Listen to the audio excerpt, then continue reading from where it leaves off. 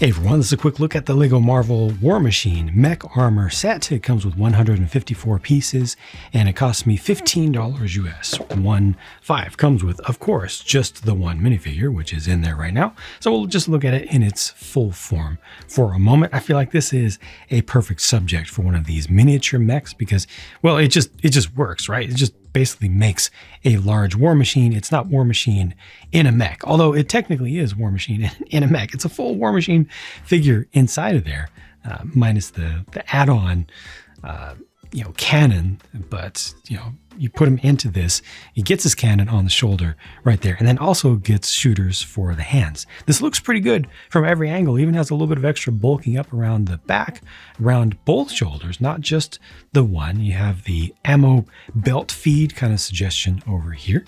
And of course, just going with the gray colors, it's easy for the color scheme to work, for everything to be nice and consistent all the way around. It does use the trans red here inside of the palms. You've got the 4 fingers, well, 3 regular fingers and then the thumb there. This one's not really able to turn right here. It would have been nice if this was on a little swivel, just so you could adjust that a little bit more. But, again, you've got the shooter here.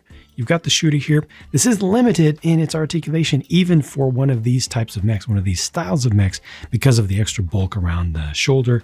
And see, that just limits you a little bit there. You're starting to hit things. Now I can move this out of the way a little bit. Helps just a tiny, tiny bit.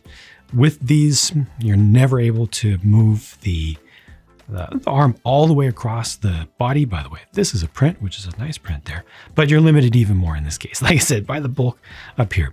But it looks good.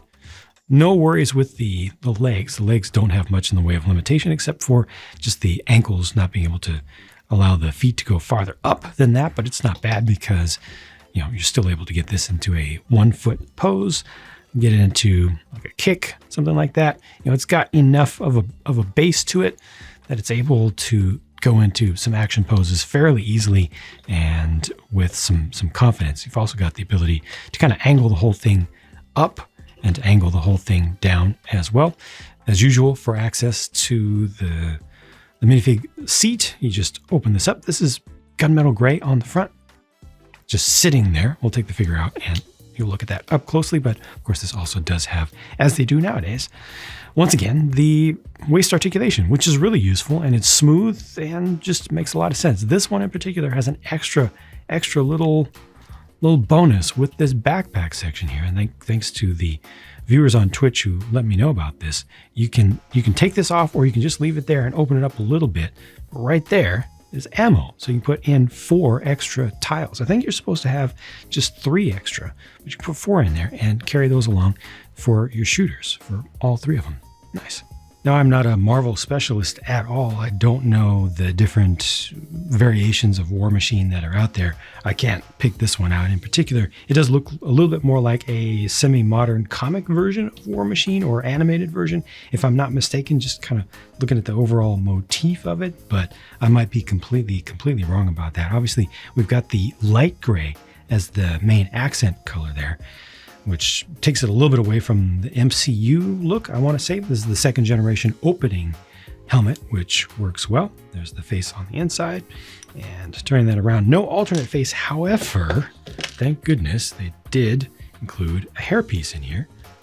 So you can have War Machine run around without the helmet on, or maybe just kind of try to hold the helmet on a hand. These don't really have a proper hand hold on them, but you can kind of wedge it into place. But I appreciate the inclusion of the 1 extra hair piece. Speaking of extras, these are the leftovers, and there's no sticker sheet to show you.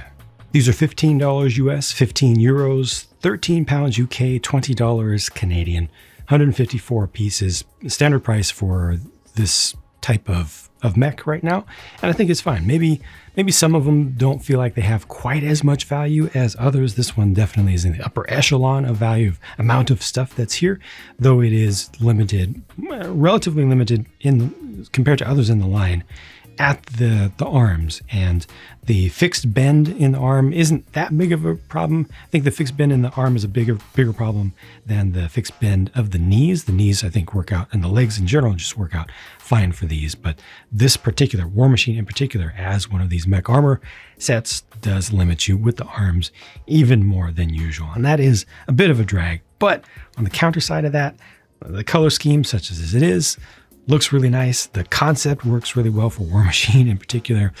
The only things that I would like to see better here are, this is asking too much, elbow articulation. Maybe that's for a future generation. But the ability to take the shoulder cannon and move that and aim that separately. If that was on a separate arm, that would have made a lot more sense. And other than that, being able to have a shoulder cannon option for just the figure would have been nice too. But might be asking a little bit too much for the budget here. But those are my thoughts. Thanks for watching, and I'll talk to you soon.